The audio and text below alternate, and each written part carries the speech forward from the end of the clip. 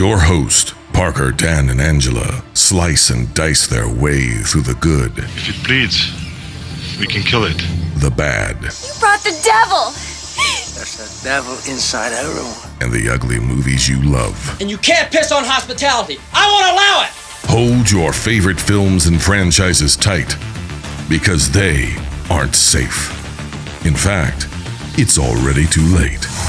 It's time to dissect that film.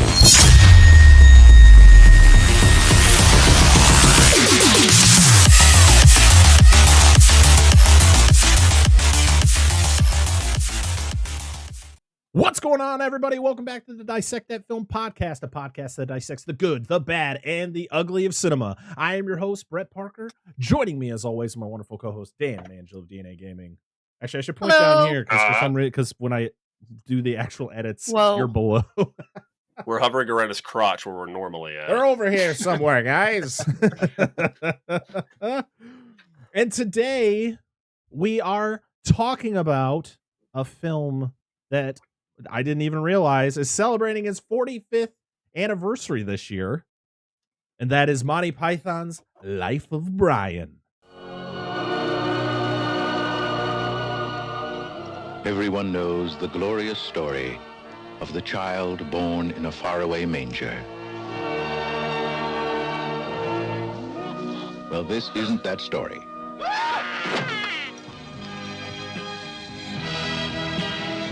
This is Monty Python's all-new Life of Brian. They call Brian.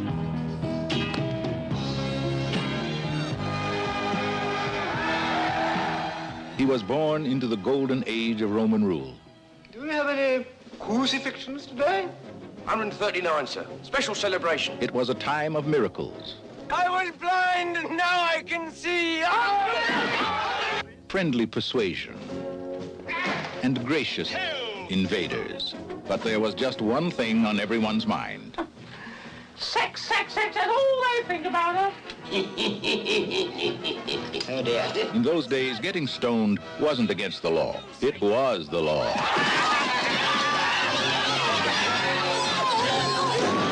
And things looked bad Romans.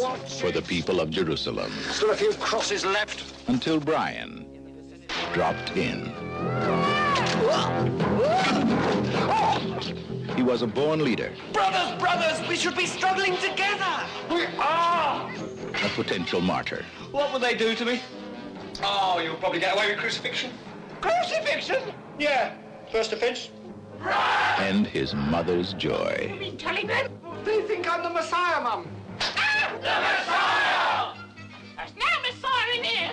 There's a mess, all right, but no Messiah. And now, it's up to Brian to deliver a despairing nation from the throes of oppression. Tough luck, Jerusalem. This is the life of Brian. Just when you thought you were saved. It's Monty Python's Life of Brian. He wasn't the Messiah. He was a very naughty boy.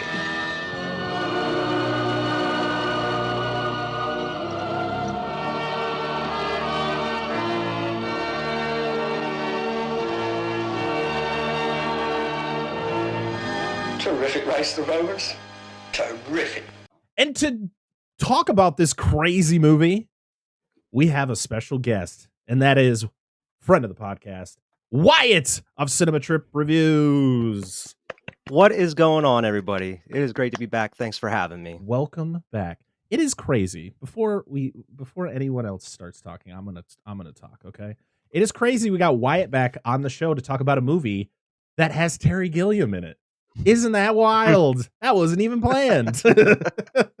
But here we are.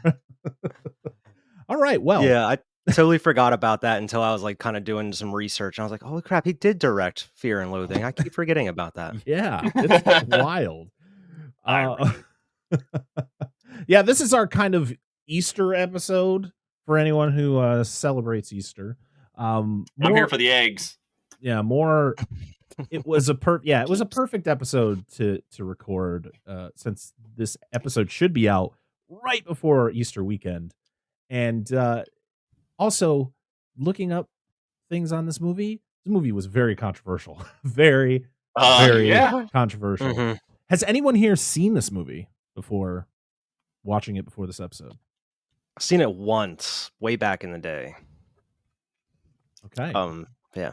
I mean, I was just like at the time I was just going through a lot of Monty Python, like a Monty Python phase, watching all the movies, watching the TV show and whatnot. But just for some reason I never came back to this one, as well as like what was the other one? Meaning of Life. Meaning of That's the Life, other yeah. one I never really watched, other than one time. Yeah, for me it was Holy Grail. That's like the Yeah. only Monty Yeah. Python I knew. I didn't watch was it Flying Circus, which was the show that they did. The show, yeah. And then I think Holy Grail was the first movie, because that was I think 73, 74 when that came out. And to actually, if you think about it, like there really wasn't a lot of Monty Python movies. I think there was only 3 or 4. And then they were doing a lot of shows, like live shows, and then they would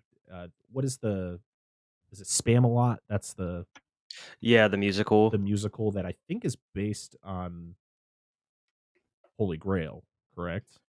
I think so. I've never seen it though. Yeah, I haven't either. I heard it's amazing.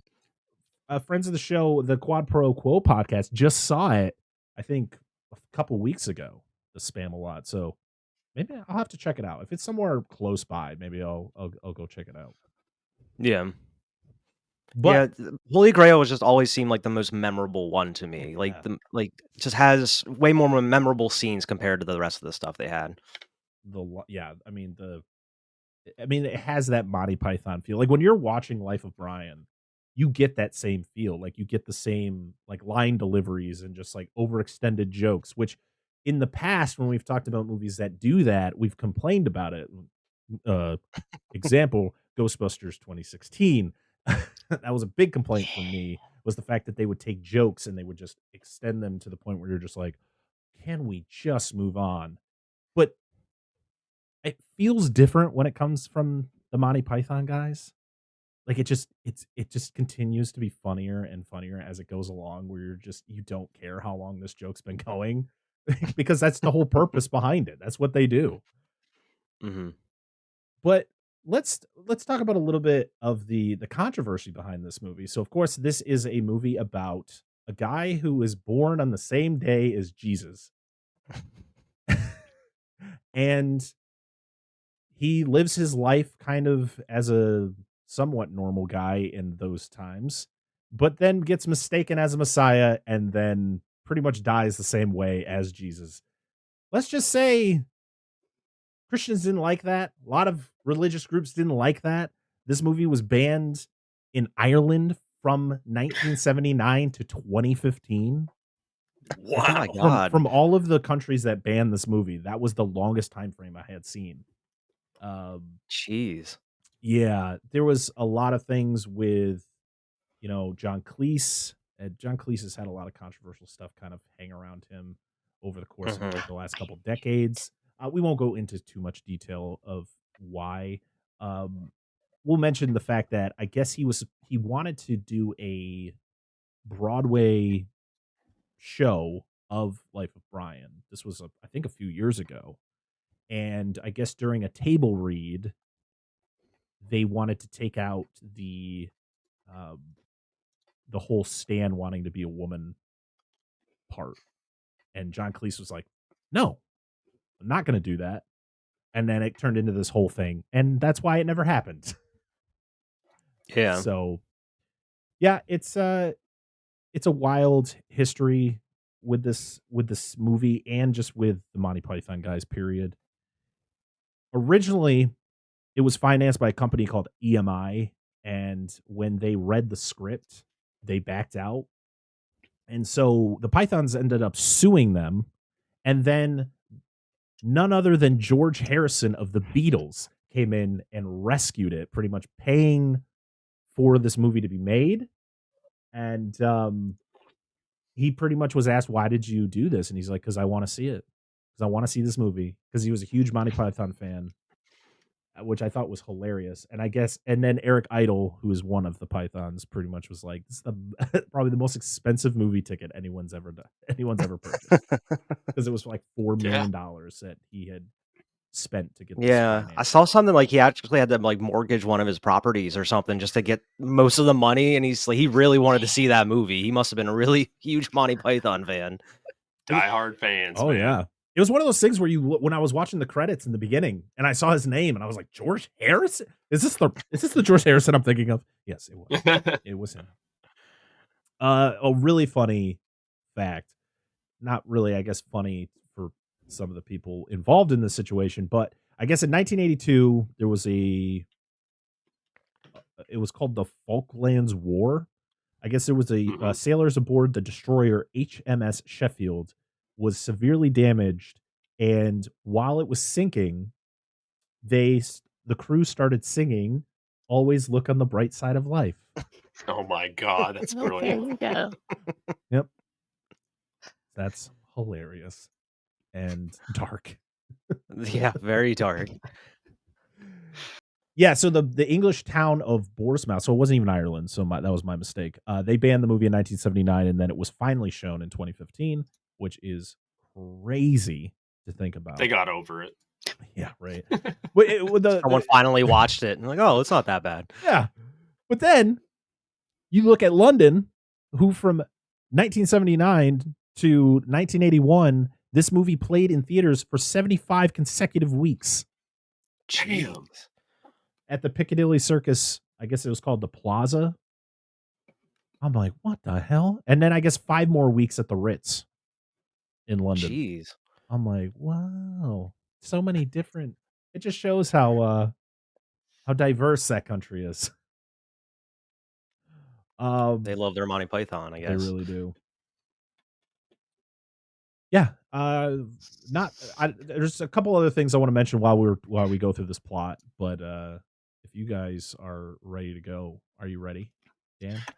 Yes, but I have a question. Yeah. Before we do the thing, the chant, whatever. We gotta start it. Name that tune. How much money did this movie make? Oh shit! Thank you, Dan. Thank you for reminding me. No, because you talked about how much that was paid. I was just curious. I just completely almost skipped over all of the normal shit that we talk about. So, Monty Python's Life of Brian was directed by Terry Jones, who would then he would also go and direct the next one, Meaning of Life. He actually passed away in 2020, which is really sad. It was written by, of course, the core 6 Pythons: Graham Chapman, John Cleese, Terry Gilliam, Eric Idle, Terry Jones, and Michael Palin. Which, of course, this movie stars all 6 of them, which they all together as a group played 40 different characters in this movie, which is insane. It's great. The music was done by Jeffrey Burgon. I don't think I've ever heard of this guy. He did Tinker Tailor Soldier Spy, which I think is the original, not the Gary Oldman one. The Gary Oldman one that came out not too long ago. It was released August 17th, 1979 in the United States, November 8th in the UK. It was an hour and 34 minutes. It had a budget of $4 million. And according to Wikipedia, it had a box office of $20.7 million. But from what I got from another source is that it grossed $20 million in the US and Canada.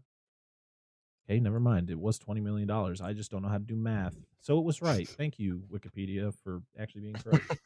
At least everybody made their money back. I thought I saw another zero, so I thought it was $200,000 or $200 million, and I was like, that's a hell of a lot of money for that time. But to be honest, $20 million on a $40 million budget, that's yeah, pretty good payoff. Good turnaround. I'm sure George was happy. Yeah. He's like, thank God. He's like, oh, I can put it back into that house I had to refinance. No shit. Oh, shit. All right, I think that's it, guys. I think we're all caught up in the shit that Dan. Thank God Dan reminded me to. I try. This movie also had an alternate title. It was called Brian of Nazareth. I don't Fair know. enough. Sure. I don't. It's just not as like, I don't know, appeasing to say or see on a poster as Life of Brian. All right. Are we ready now? Are we ready? No, but yes. Do the thing. We're never on top. Wyatt, this is the first time Wyatt gets to experience this. Unless he's what's happening? Ready? It is time to dissect that film. It's never gonna sound good. It's always gonna be off. So this movie, get your knife. We need a bloodletting. Hold on. So this movie opens to three wise men following it looks like a shooting star, because that star is moving fast. I'm like, well, I don't think that's how stars fully work, especially the North Star, because that was what they were following that night, right? Maybe it's a spaceship. Oh, right. Yeah. Ooh, you might be right. So they follow the star to a stable and they scare the shit out of the person that is sitting in the stable. I love this, man. It's so great because she is just like, "What the fuck are you doing here? Get out of here! What? No, you're not gonna get near my baby. Get out of here!" And they're like, "Well, we got gold." People at 2 a.m. He's like, "Oh, but ma'am, we have a gold. What is it? Gold, frankincense, and myrrh." And she's like, "Oh no, stay, please stay. Please look at my baby." Myrrh? It's a balm. No, I don't want to bite my kid. You brought a bomb. Oh, that's right. That's what I thought. It says they have the goods so they can stay. And it says, "Beware the bomb." Yes. No, it's just an ointment. He's like, I swear there's an animal named a balm. I'm like, what? The fuck are you talking? I think they're talking about Tiger's balm.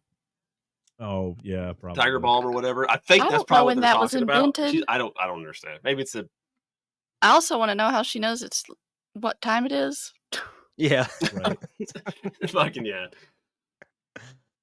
Cruising around at a cow shed at 2 a.m. But I just love how they walk outside after it's all said and done, and then you have the two people with the halos over their heads as they're like, "Well, that's clearly Jesus' stall," and they're like, "Oh shit, that's where we were supposed to be the whole time." Come and take the gifts back, steal back everything. Yeah.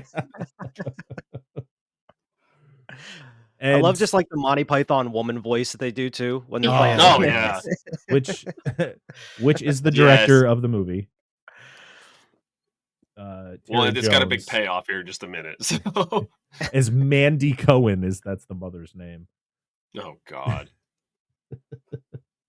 And then we get kind of like a James Bond opening like credits scene. Dude, it's wild. I love the animation, which I think was all done by Terry Gilliam. Yeah. And the voice of the girl singing the song was Sonia Jones. And people thought it was a singer, Shirley Bassey, who did the opening theme song for Goldfinger.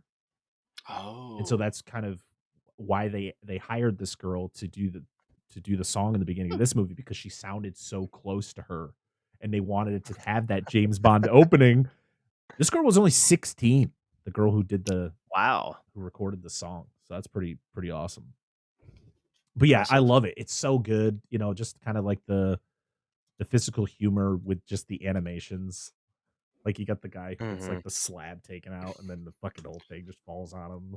Yeah, and I love how like the mediocrity that is expressed in all the lyrics. It's just trying to like make this sound interesting, and there's just nothing interesting about this guy. Right?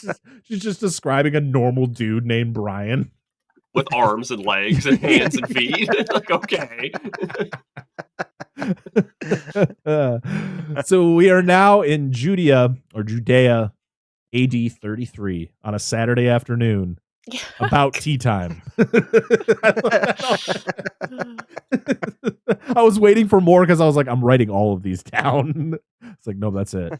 And who I think it's Jesus, is standing on a rock giving a sermon, but we're getting it all from the back row of this thing. And it's just people just like trying to guess what he's saying. But then you just get into the two groups getting into an argument.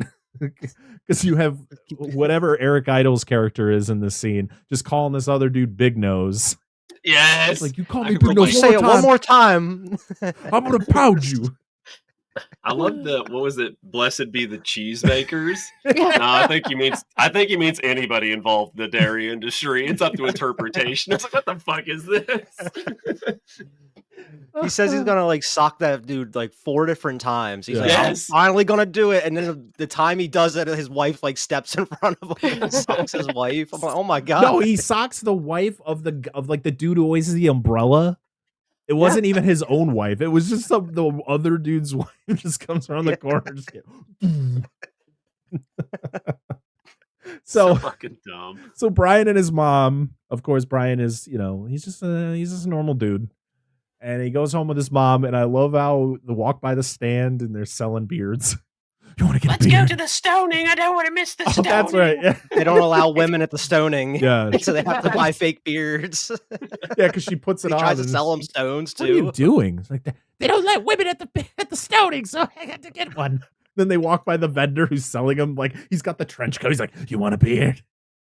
I already got selling one. the rocks and the stones too. He's like, this one's nice and flat. It throws really well. You got the woman carrying the donkey. Cone of gravel. Oh my god, yeah, the donkey's like rubber. You could see its head bouncing around. My donkey's not feeling so good. Just what is happening? Oh man. So they get to the stoning, and John Cleese is whatever this guy is. I'm guessing just an official. And he's reading the punishment for this guy. And the reason he's getting stoned is because he keeps using the Lord's name in vain, which is Jehovah. I think he's just using the Lord's name. I don't think it's like using his name. He's He just keeps saying Jehovah. And it's just like, and it gets to the point where you get. Sorry, the lady with the rubber donkey before they go. That's what we mentioned. We just mentioned that. Yeah. Oh my god! It just came up on the screen. I was like, "Yep, there it goes again." With a little whoop. But I love it how it's like you get the part where the stoning, like someone throws the stone early, and he's like, "Who threw that? Who threw that?" And they all point at it. Nah, give me that. You got to get to the back now. I love that. It was her. It was her. It was her. All the women trying to cover up their voice. Are there any women out there? Yeah, no. I love the 2 guards, not with the dude chained up, but the ones leaning against the wall, just watching all this shit They're happen. just shaking their head because they're like, what an idiot. And like the way he used Jehovah's name is like not even in a bad way. He's like, Just this meal saying is it. so good, it's fit for Jehovah or whatever. He's like, it was a compliment. It wasn't anything bad. Then he hits John Cleese with the stone because he says it by accident. Yeah, they end up killing him because he got the people that come over with the big boulder just drop it on him. Drop it on him. No. Oh, then we get Brian and his mom leaving the stoning to go home, and they run into this very eccentric ex-leper. Oh my gosh. His movements, just like the way he's like following him and everything. He's all skipping around and shit the whole time. Like anything to help a former ex-leper. And they're like, something good. He's like, well, what do you need? What do you need help with? You're not a leper anymore. He's like, well, I didn't ask to not be a leper anymore. He just touched me and healed me. I was a leper with a career. I didn't ask for this. Like, what the fuck? He's like, well, why don't you just go back and have him turn you back into a leper? Well, maybe I will. I forget what he says about like him about Jesus too. He's like, Mr. is so important or whatever. He's like, he calls him something. He's like, he's just doing these things and no one's asking for it. Yeah, and he ends up giving him some money at the end. He's like, "This is all you can spare for me." He's like, "You just can't make nobody happy today." He's like, "Jesus said the same thing." So they get back, and there's a Roman soldier in there. Of course, everyone hates the Romans. And Brian's mom tells him, "Well, your dad was a Roman." And he's like, "No, it can't be." And he storms off, and then he goes, the mom is like, "Oh, sex. That's all they think about." And then she drops to her knees, and I went, "No!" No! The fucking payoff, dude. It's so good. Oh, damn it. Oh, so now we're at like a coliseum of some sort or some amphitheater. And Brian is a vendor. He's just going around, passing around like wolf's nipples and it's during the children's matinee as they're cleaning up the corpses. I just love And the dude is just running away from the gladiator, just oh around the ring the no, whole I time. think I'm going into cardiac arrest. And then falls and dies. And the dude's so happy, he's like celebrating. Yes. But I love how he's, he goes over because he hears John Cleese's next character, who's like the leader of the what was the group Yeah, called? what's the organization called? Oh, the Judean People's Front. But he's like, no, it's the People's Front of Judea. Dude, this is my favorite joke in the whole fucking movie. Because it's when Brian walks up, he's like, "Are you guys the Judean People's Front?" He's like, "Fuck off, the Judean People's Front. We're the front of the Judean people." Or what? He's like, "We're the People's Front of Judea." And then they what's the other thing? He's like, "Can I join?" He's like, "Piss off!" Like he's like, "How are you getting people in?" He's just trying to get this guy out of here. So, I hate the Romans too. Well, how much do you hate the Romans? It's like a lot. He's like, "All right, you're in. You're in." But I love how the shit that he is selling, like the wolf's nipples, is kind of like is supposed to be because Rome was founded by Romulus and Remus, who were raised by a wolf, and like the whole famous picture of them like suckling from the wolf's teats. So that was where that came from. I can't remember the other ones, but they were. There's like badger's nose or some nose of some type. He's like, I can't remember what it we'll was. take a thing of badger's noses, make that two. Jaguar's earlobes. Chaffinch brains. Wolf nipple chips. That's it. Wolf nipple chips. Dromedary pretzels. But this is also this is also where we get, I guess, into the controversial part, which is Stan, who is played by Eric Idle, who, he wants to be a woman and he wants to be able to give birth. And John Cleese is just sitting there like, it's not possible. You can't do that. You don't have a womb. You can't give birth. It's like, I want to have a baby. And Judas just there like, you know what? Maybe we can use this and just, we got to give them like, yes, you can. If it's an idea you have, you can achieve it. And John Cleese we gotta let him. What the fuck are you talking about? Yeah, it's like not oppress his. Even though he physically can't, they cannot oppress his right to want to have. To want to have, to want to give birth. Listen, take it however you want. It's a funny bit, and that's all you kind of got to go with. Just leave it. But by the end of the movie, they're into it. Like they're fine with it. Yeah. They're calling Loretta by the end of the movie.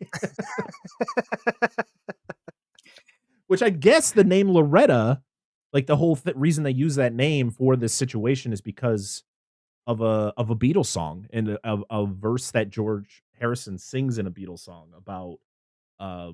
It pretty much has to pertain to this scene about how like a man wants to be a woman and be called Loretta or something like that, but he's a man. That's all I got. Okay. It could be from Get Back. That's actually the version Get Back. I think that's what it's from. Yeah. So yeah, as Dan said, Brian wants to join the People's Front of Judea, not the Judean People's Front. They get brought up later. Yeah. I fucking love it. Yeah. A couple times. So there's like like a third group as well because they talk up, but there's like that guy down there, and like the guy turns around and like waves he's a at him. splitter. He's like splitter, and the guy just looks at him like, The fuck? So Brian's first task, now that he is part of this group, is to go to the castle or the palace and paint something on the wall. And this is when he gets caught by the Roman, played by John Cleese, and he gives him a lesson in Latin. Fun fact: John Cleese, I guess, was a Latin instructor. So when he is giving this lesson, it's all like how you would actually say the phrase and how you would do it. Yeah, it's so fucking good. Like the whole get it thing. right, write it 100 times. Yep. Cut your testicles off if you're not done by morning. Cut your balls off. Okay, I'm so sorry, sir. This is probably my favorite character John Cleese plays in this movie is that Roman guard. Yes, because he's got to deal with such bullshit the whole time. Yes. Like, I especially like how he's a hard ass Pilate. Sometimes. He's a hard ass sometimes, and then like other times when like someone says something to him by chance, he's like, "Hey, stop it!" And he's just like nonchalant about certain things. So fuck off. When we get to the part where he talks to the fucking old guy who's like who they have their meetings in the house, it's so fucking good. Yeah, I love that. So the next morning, Brian is done painting, And I love how the group of Romans that come, they're like, good job. Okay, get the fuck out of here. And then another group shows up, but they don't know that he was there doing that. So they think that he just caught him doing it. He's like, run. This guy's all over the front of the palace. A huge fucking ladder. Yeah, everywhere. So he goes to where they do their meetings. And they are coming up with a plan to kidnap Pontius Pilate's wife. Which the funny thing is, we never see her in this movie, which is hilarious because it goes for a while, and they're talking about like their whole reasonings behind it. And this is where they're like, "What have the Romans given us? The aqueduct? Yes. What else? What else Okay, is the aqueduct, the sanitation department, roads, healthcare, medicine." They're like, "Oh yes, oh yeah, you remember what the city looked like before, right?" It was we could walk in the streets safely at night. You remember what it used to be like before the Romans were here? It's like shitting on themselves. I just love how there's so many reasons by the end you're just like, why are we doing this again? But they're still so headstrong, like, fuck the Romans. Oh god, it's so good. So they enact their plan. They go to the palace. They are underneath they're in the aqueduct under the palace, and when they emerge, they carve out from there's like a mosaic of something going on, but they carve out where the crotch is. It's so good. And they meet another group down there that have the same exact plan. They're like, it's the Judean People's Front, is it not? It is. That's what. Yeah. Because they both meet up and they're just like, what are you here for? We're here to kidnap Pontius Pilate's wife. But that's why we're here. Well, we're doing it. We had this plan first. And they're just going back and forth to the point where we're just like, okay. And Brian's like, why can't we just all work together? We all have the same plan. We all have the same goals. They're like, nah, fuck that. We're going to fight. And so they literally kill each other to the point I like where how the Roman guards are just watching them from the other end of the hallway too. And Brian's the last one and the guards don't even have to run at him. They just walk and they capture him. Yep. This is probably what you meet one of my favorite characters of the movie in this next scene too. Oh, the guy in the cell. Wall. Yeah. So he's so lucky. He spat in my face. Oh, for days to go by, which I got spat in the face. He's like, I can take it down from this wall for only 20 minutes a day, and then they hang me back up. This is the first time they actually hung me on the right side up. I wish I was getting crucified. I've been hanging like this for 5 years. Ooh, they spit in your face. Oh, God. And this is when Brian gets the message that Pilate wants to talk to him. Oh, my God. It just gets better. This movie just gets better and better as we progress. It's great. So we meet Pontius Pilate, who, for anyone who doesn't know who that is, he was the one who ordered the crucifixion of Jesus. And boy, do they do him extra dirty in this movie. They give him a speech impediment. Yep. So no one knows what the fuck he's saying. And I love that John Cleese's character, the soldier, it definitely doesn't know what he's saying because he keeps saying things. And then John Cleese would be answering a completely different question because that's what he's hearing. He's like, and Pontius Pilate just like, what is happening? Brian, to get himself out of the situation he's in, he states he's a Roman, because he found out he is part Roman. And I forgot to mention his dad's name earlier because his mom says his dad's name was Naughtius Maximus. And this is when Pontius Pilate's like, why are we laughing at that? I have a friend back home. His name is Biggest Dickus. I love it. I love John Cleese's facial expressions during all of this shit. Gold. Biggest Dickus is possibly one of the funniest fucking names I've ever heard in my life. And I love how he just is getting up in the faces of people just to make sure they're not laughing. So Michael Palin, as he's trying not to laugh. So Michael Palin, who plays Pontius Pilate, pretty much that was the goal. Like he literally his goal was to try to make them laugh. And when they would like take people away, they were just extras who he knew were going to laugh at the joke. And so he wanted to find people who would not laugh. So his whole thing was to just say the name as many times as he could to get people to break. Because like, I love the one guard who is just laughing so bad to the point where he's being sent away to die. But he's still laughing his ass off. But I love when he's like, you know what Biggest Dickus's wife's name is? Incontinentia buttocks. Like, what the fuck? He's like, that's it, I had enough. Yes. And of course, all the guards are laughing their ass up to the point where Brian is just runs away. And this is when we get the most absurd part of this movie. So you got the guy. Oh my God. So for one, you have the guy up on the top of the tower he's building something and he drops his hammer, and you think that's going to lead to something, but it really doesn't. Because all it does is it makes him go down the stairs to the point where he runs into Brian. Brian runs to the top, and then Brian just falls off the tower, and you're like, shit, what? There was nothing down there. He falls into a fucking spaceship and flies all over the universe with these two aliens. Submarine. It's like, what's happening? See, like, I didn't remember this part at all from like years and years ago from first time seeing it. I got up to get a drink like during this part, and I came back and he was in the spaceship, and I was like, I told my fiance, I was like, I got to rewind this because I need to know how we got here. I have no clue what's going on right now. You thought you were watching a different movie? Like, what like, the hell is did that? you change this? Oh it's like these weird creatures like holding their eyeballs. Yes, yes. All real monsters. We literally talked about this shit. Like, what the fuck is happening? Like, what is this? Like, is this our Star Wars nod? Like, what is going on? So getting like in space battles and stuff. Like, oh my god! Yeah, where was the other ship come from? Yeah, to the point though that it crashes back on Earth, back at the very point that Brian jumps into the ship. And he continues. Puppets are hilarious. Oh, they're so good. Just watching them at the very end, like it's just like right before they crash, they're just flopping everywhere. To be honest, though, this movie came out in 1979. The comping in this space shot, I'm like, damn, this is good. Like this is like close to Star Wars good. Like I'm like, what are we doing here? This movie cost $4 million to make. This is insane. There was no reason for it to look that good. And another thing I like is that whole thing happens. This one dude watches him go out. I'm like, you lucky bastard. And he just looks at him and nobody ever mentions it ever again. They don't talk about the spaceship that's crashed behind them. The technology they may have now.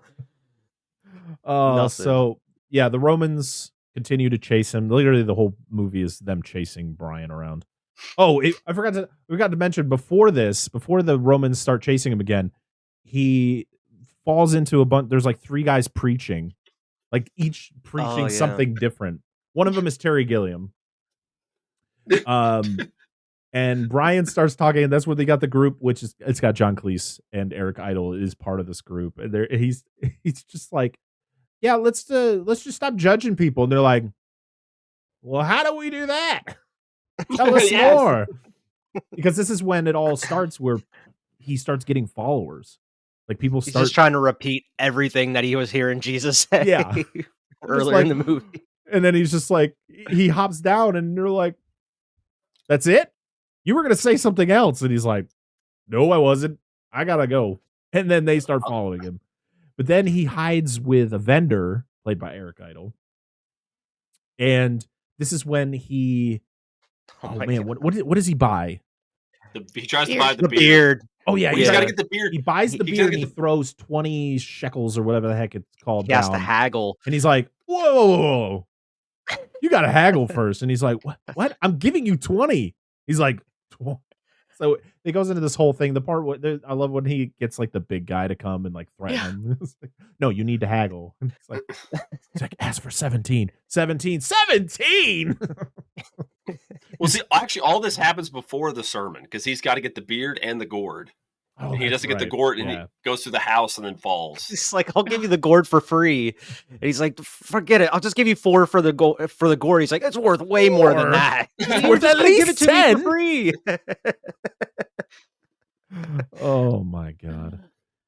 So, yeah, the Romans continue to chase him. And this is where you get like the crucifixion sounds fun. It's like the best thing you've done. You're a weird guy. Yes. This is when the Romans come to where their meeting is, and the older guy comes out, and I love the soldiers marching in. It's just like the loudest noises. Sounds like a fucking train is going into this house. Yeah. And they don't know how to hide worth a shit. Yeah. When you head down in the basket, like half his Butt body. ear. Oh my god, the one who just has a sheet and he's just standing in the middle of the room. The guy who's bent over in the basket with his ass hanging out. That's fantastic. Yes. Crucifixion doesn't sound so bad. You get to see it, have the breeze, be fresh air. He's like, Yeah. but it lasts for days. You suffer. He's like, sounds like a good time. He's like, you're a weirdo. A weird guy. And we forgot to check one place, and everybody goes right they back go into the back house inside. again. We found this spoon. Good work. And he's like on that little rickety ass balcony, like outside. Well, he goes out there the first time and it starts to break, and then he I love when everybody comes out again, and John Cleese's character calls him a putz, I think. Yeah, something like that. But yeah. it was actually dubbed because he actually says cunt.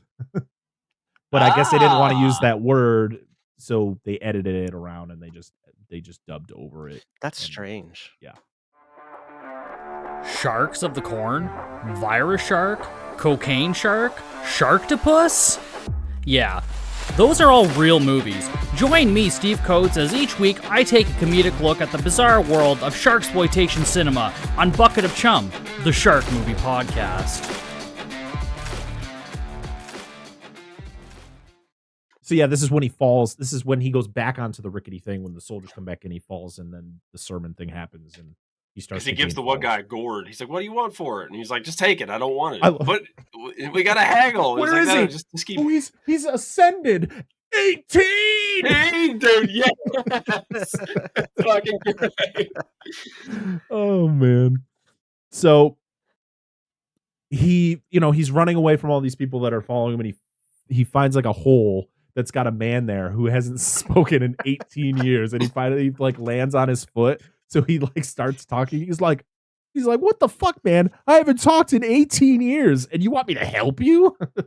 He's like, "Can you stay quiet for 5 more minutes?" He's like, "Can you please stop talking?" He's like, "I haven't talked in 18 years. This is the first time I get to do it. No, I'm gonna talk and talk." And so of course the followers find him in the hole. But then you also find out that this guy is completely naked. The funniest part of the movie for me, man, just the way he gets up and he runs towards that bush, And he's got you telling them to eat my dangling. berries from my bush? Out of my juniper bush. He's like, he's like, "There's juniper berries in this bush." He's like, "No shit, it's a juniper bush." And like when he runs back from, it looks like he has his stuff wrapped like with his beard. Yeah, his beard is Like- perfectly covering it, but you can kind of see his balls hanging out below. The hair is like glued to Oh, him. so Yeah, Yeah, What do we it's, do? oh my We god, have- it's hilarious. I mean, We have dying. no food in this barren wasteland. He's like, "The bush." Oh man, I love it though because they Hear my baldness?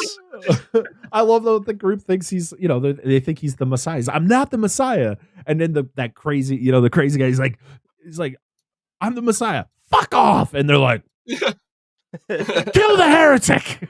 Yeah, exactly. Kill the non-believers. Fucking love it, dude. This Oh my gosh, the blind guy that falls in the hole. He touched me and I could see. I never touched. You gotta Like, well, that's- I don't know, like, you I'm gotta not the turn Messiah. something That's what down the because you Messiah literally would start say. talking. I don't know, Dan. You got really loud and it just cut all of your Oh, audio. sorry. It was the dude that is the The blind guy. Yeah. He's like, he touched me and I can see again. He's like, "I never touched that man." The guy just falls in. Another one of He's my like, favorite ones. "I'm not the Messiah." He's like, "That's what a Messiah would say." He's like, "All right, then I am the Messiah." He's like, "We knew it. He's the Messiah."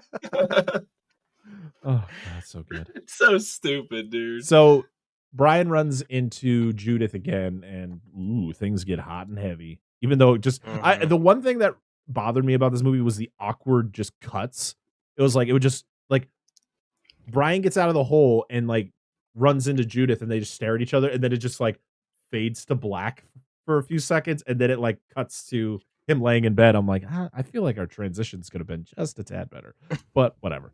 But yeah, Brian Dude gets hangs laid, man. dong. Oh, he hangs. Oh, He's Oh, fucking man. chiming that fucking bell. Ding That's why I was like, dong. you didn't want to say cunt, but he's just butt ass naked in front of everybody out the window. So I guess there was a whole thing where he like when they were doing this, he's like, you don't really look Jewish. And so I guess they had to like modify his dick to make him look more Jewish.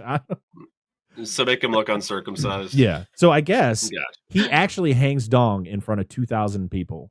And I guess my there were God. Muslim women in like part of the group that like screeched in fear and like ran off. Like it was It's Like, a it's not terrifying that thing. bad. Come on. like, damn. I mean, It's gonna.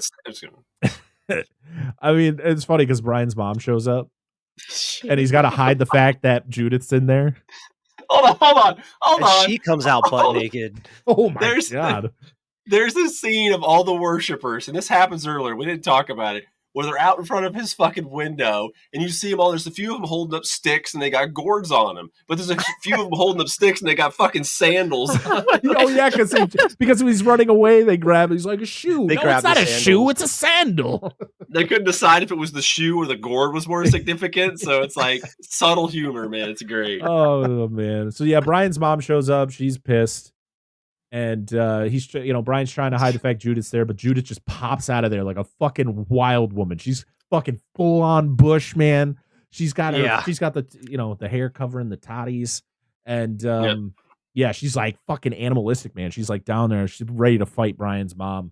It's like your son is the Messiah, and she's like, fucking Messiah? What the hell are you talking about?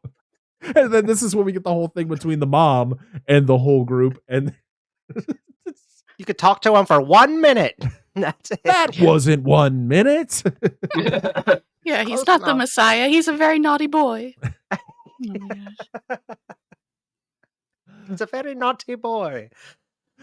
I just love how our boobs are never the same. Like they start out fine. And You have the then one that's just always hanging down on the one side. My wife's like, "Is that a boob?" Yes. Yeah. Yeah.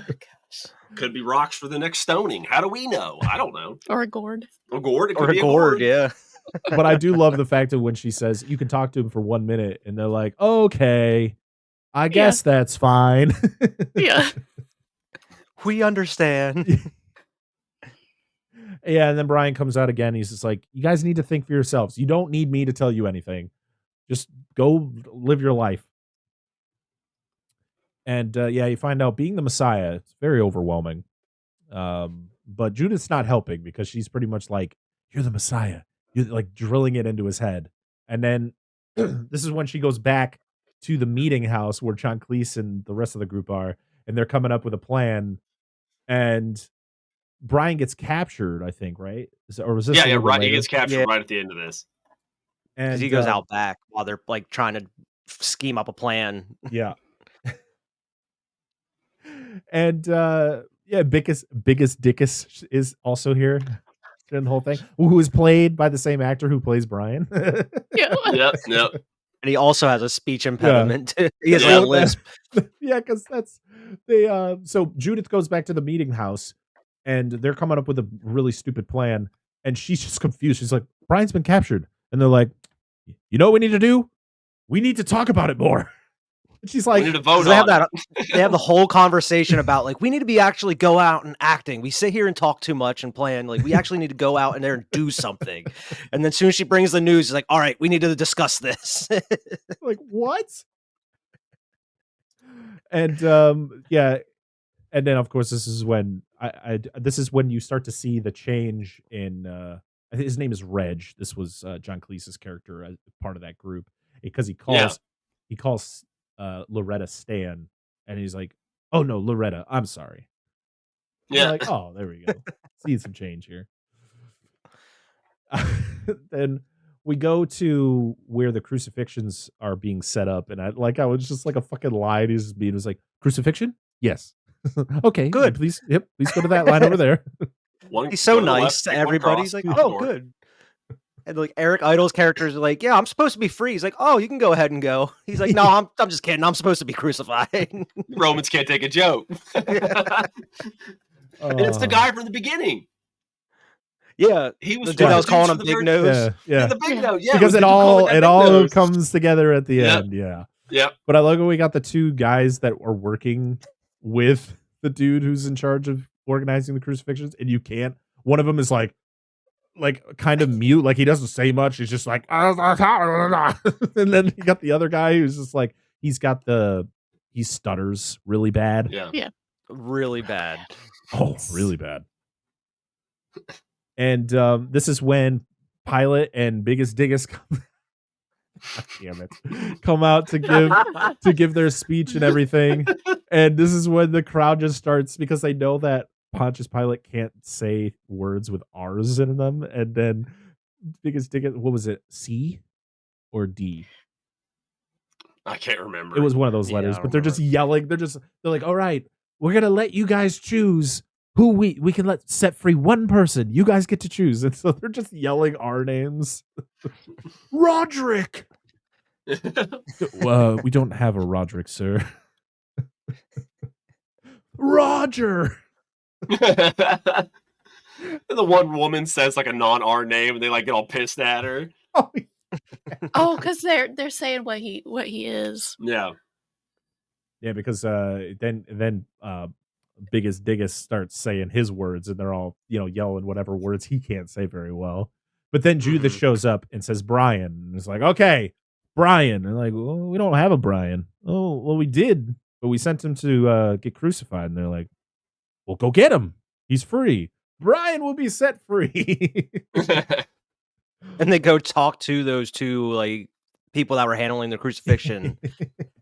And he tries to tell him the whole story, and he's like, you know what, forget it, we'll find him. And then he just talks to the other guy. He's like, go ahead, start the beginning of your story again. Like they talk normal. It's like all an act. Yes. Like it's all a whole act, just so they don't have to do work or whatever. I love the one guy who's just sitting there, the one who doesn't really talk, and then he's just like, yeah, so you're like, wait a second. It's like, start your story over again.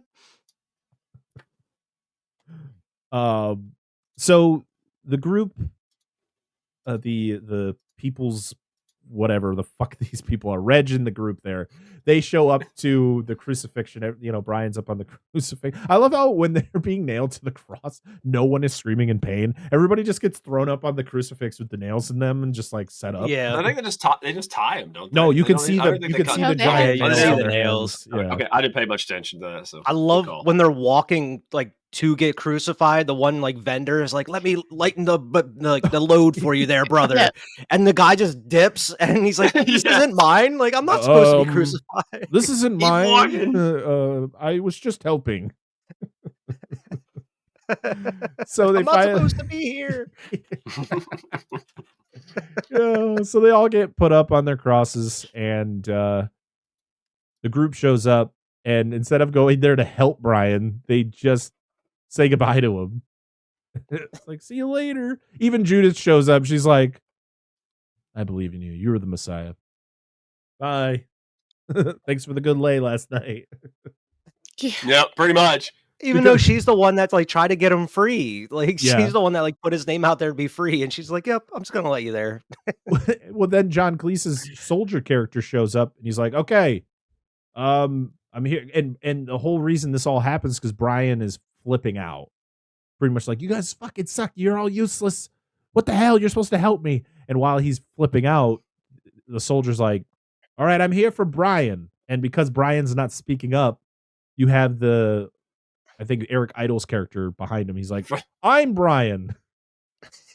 And then everyone starts saying I'm Brian, which is a Spartacus reference. Mm-hmm. Oh, okay.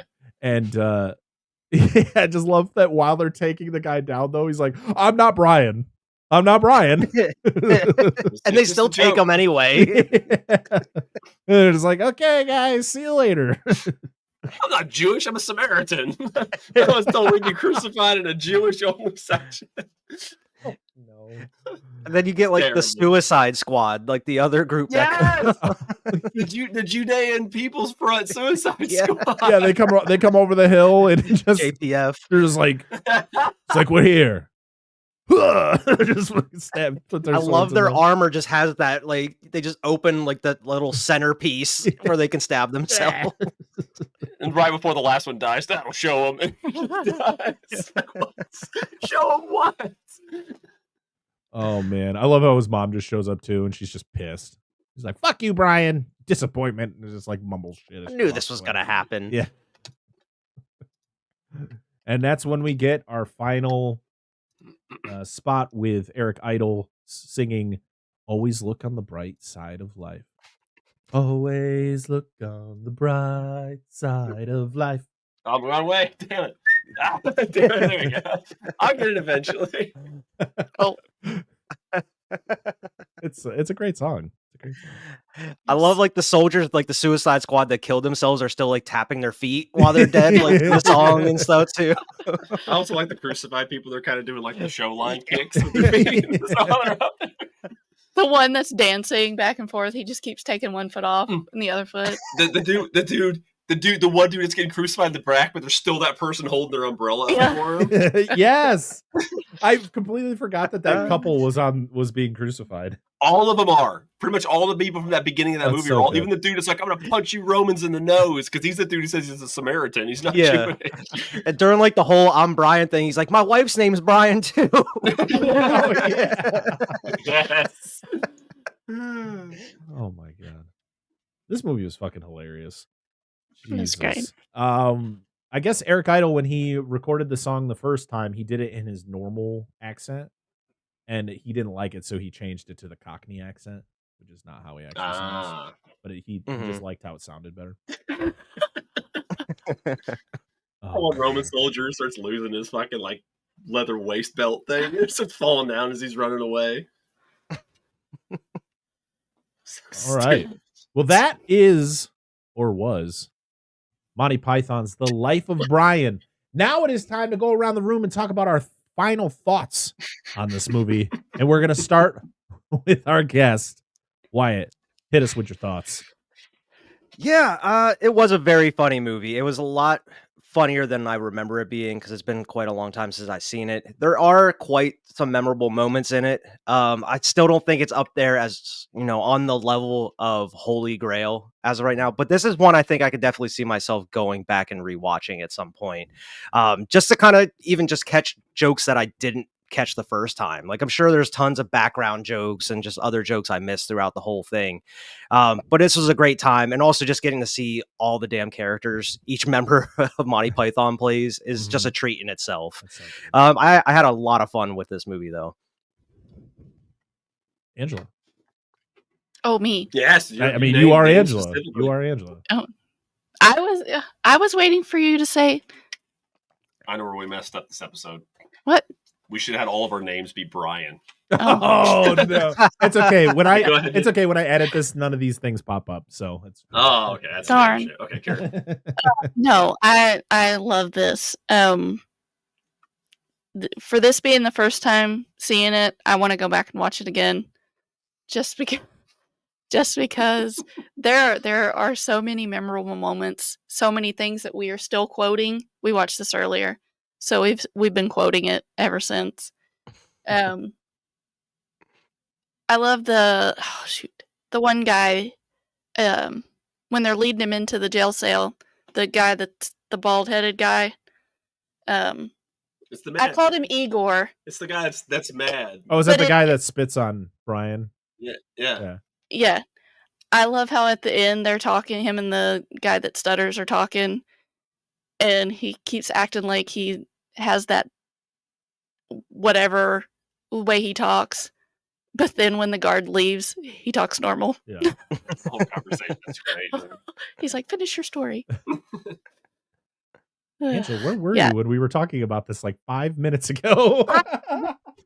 I do like seeing the prisoner again at Like you see them whenever they're Yes. walking towards the crucifixion, they have the prisoner hanging upside down in the window. He's Yes. like, look at all you lucky sons of bitches, or whatever he said. He's like, I That wish was I was all getting crucified.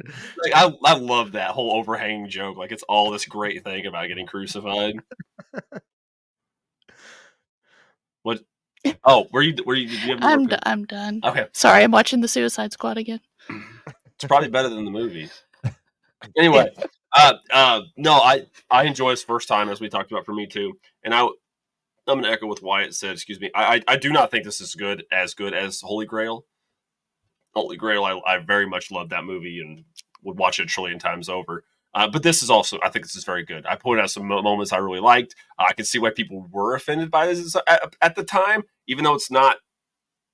I mean, it's not really about Jesus. Like he's there, like in like one or two scenes, and that's it. Like it's just at that time period. It's the story of Jesus, but through a different person's eyes. It's like through a different person, because I mean that's the whole point of this. Yeah, he was the next stable over. Like that's where he was at. Like it was just, I think it's hilarious, but no, it's good. It's fun. And like I said, just go into it like, I don't know if you are highly religious or whatever, just if you do decide to watch, just go into it lightheartedly because it's what it is. So it's a comedy. So yeah, it's not like Mean Spirited or anything like that. No. Yeah, this movie is fucking hilarious. I was laughing my ass off the whole time. It hit me way harder than I was expecting it to, especially because I have seen Holy Grail, and that movie is hilarious and so quotable. And I'm like, there's no way this movie can even be close to that. And even though it is not, I will agree, it's not as good as Holy Grail. It's damn close. Like this movie is hilarious. Just the comedy beats and the way that they're able to, hold a joke for so long and still have it be funny the entire time, where other movies have tried that and it just didn't work. And these guys are just so good together. Like the Monty Python guys are just they work so perfectly together. Yes. And the fact that they're playing multiple roles and doing them so perfectly and making them so different from each other, it's fantastic. And this movie came out in 1979. It really does not feel like it came out. This feels like a late 80s movie. Like it's wild to think this movie is 45 years old. Yeah. But in my opinion, it holds up. It really does. Even with the subject matter and, the way people feel about it, especially in the religious groups. For me, I think it holds up well. The comedy holds up. I think it's definitely a movie that I need to own. It's definitely one I'm going to be looking for to add to my collection, because I will rewatch this every Easter. This is my Easter movie, okay? This is my Easter movie now. Oh my God. I just realized that one of the people being crucified is a woman wearing a beard. Oh, yes. It just showed. She was a woman. She was all crucified up there, and then just wearing a beard. So good. So good. Fucking hell. All right, now we're going to go over to social media and hear what you all had to say about Monty Python's Life of Brian. We got a few over on Twitter/X, or whatever the hell you want to call it now. Our first one is from our good friend Darren Lundberg, or at DW Lundberg, the host of Nostalgia Cast and Back to Bluey. Probably my second favorite Monty Python. For me, it's never as laugh out loud funny or absurdist as Holy Grail, but Brian hits its satirical, satirical points fairly well. Cheesemakers always makes me laugh. The funniest bit is Palin trying to make his co-stars laugh during Biggest Dig. It's great. It's really good. And then we have at SuperNerd525751, who just said, love this movie. And then we got one over on Instagram from our good friends at Dewey Pod Monster, who said, best of the Python flicks for sure, but Brian really should have haggled more. Yes. And I said, but the Romans. And they said, what have the Romans ever done for us? And I said, everything. Oh, that was it for comments, but we appreciate everybody who left us a comment. Make sure to follow us on all the major social media apps, as the day before we record. I usually will be dropping whatever movie we'll be covering, and you guys, please leave your comments on, if you've seen the movie, please. We'd like to hear what you thought of it so we can read it on the show because it's really fun to do that. All right. Well, damn, that show flew by, didn't it? Yeah. That's crazy. This might be one of the shortest episodes we've done in a while. Yes. You're like, is there something wrong? Maybe. Oh, we don't have Darren on the show. That's right. We love you, Darren. I was expecting his comment to be longer. Oh, fucking blog. A full review. Yeah. He has posted that before. Like, here's a comment. It's like, here's my blog post. And I read the whole thing. Yep, yes, you did. All right. Well, next week, we are... everybody probably from last week is like, where's the Guyver? Well, we had to move things around. That's why we're doing Life of Brian right now. That's why you're hearing this episode right now. But next week, we're going to be having some more guests to talk about one of my favorite movies of all time. But it wasn't even my pick. Because next week, we start the month of 1991. As that was the year that yours truly was brought to this earth. We'll be talking about 1991's The Silence of the Lambs. So we're going from this movie to that movie. Wow, what a transition. But we have, hopefully we'll be having most of the crew from the Quad Pro Quo podcast joining us to talk about that. I just reread the book. I am probably going to watch the movie. I just got the Criterion Collection movie, so I'm going to be watching all them special features. I'm coming into this. Still need to get around to that. I have it on Criterion. I just haven't seen any of the special features yet. I'm so excited to talk about this movie. It's going to be a good one. But yeah, Wyatt, where can people find you and your wonderful show, Cinema Trip Reviews? Yeah, you can find me on Twitter and Instagram at Cinema Trip Reviews, and also on YouTube and wherever you get your podcast. Make sure to drop in, like, share, and subscribe, and give us a good review. Yes, do all those things. Make sure all the links will be down in the description of the video or in the show notes. So make sure to follow Wyatt and his a great show. You can listen to me talk about the Matrix trilogy. Yes, you're finally done with the Matrix trilogy. You can talk about something else the next time you're on. Hopefully, get the whole gang on the show. More. Don't buy eventually. That maybe down the road. We'll see about that one. Yeah.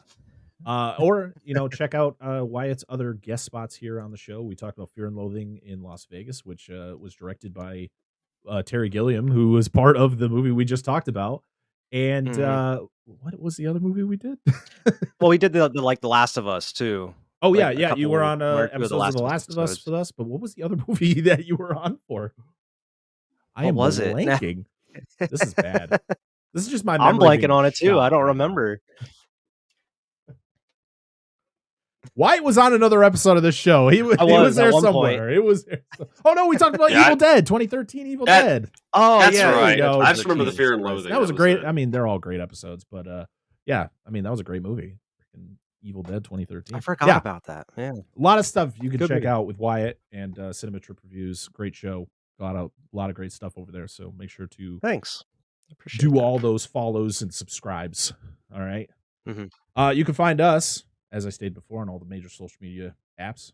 And we're also on Patreon, patreon.com/dissectthatfilm. For just a single $1, you can support us and be part of Patreon polls. You get early access to episodes. You get some bloopers from episodes. There'll probably be some in this one. And some other things that I like to post there. Or you can subscribe at our $5 tier, the Mark Wahlberg Book Club tier, which is where we have a Patreon exclusive show called The Monster Zone, where each month we spin a wheel and we talk about a monster movie. And that show is hosted by Dan and Angela. It's a great time. And we have other things planned for that too. We have we have a commentary track planned.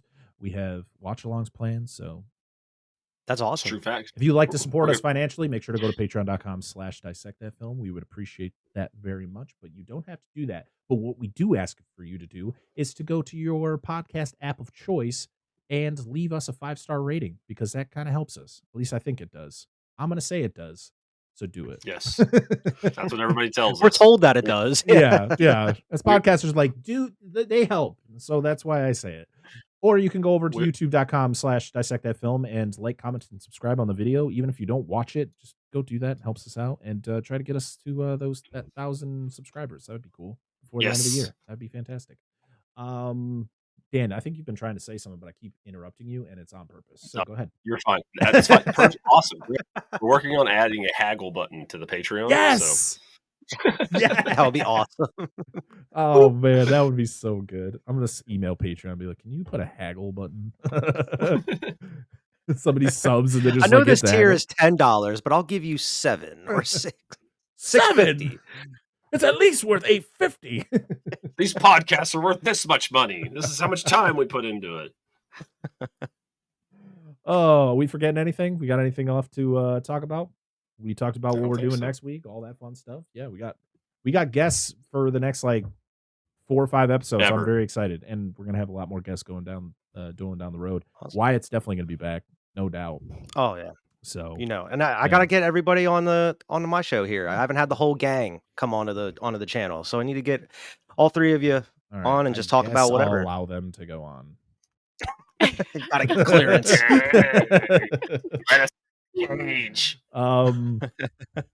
Yeah. All right, everybody. I think that's it for us. I'm not used Thanks to for having me on. I'm not used to having episodes this short. Yes, Wyatt, thank you again for being here. Yes, I mean, always have a great time with you guys. Yeah, it's always fun having you on. All right, everybody. Until next time, I am Brett Parker. That is Dan and Angela of DNA Gaming, and that is Wyatt of the Cinnamon Trip Reviews podcast. This is another episode of fuck me. I just fucked that whole thing up. All right, let's try that again. Wow. Until next time, everybody, I am Brett Parker. That is Dan Angela of DNA Gaming, and that is Wyatt of Cinema Trip Reviews. We are Dissect That Film, and this has been another episode of Dissect That Film podcast. See y'all again next time. I hate doing outros. Goodbye. Bye. Biggest dickus. Biggest dickus. Ah!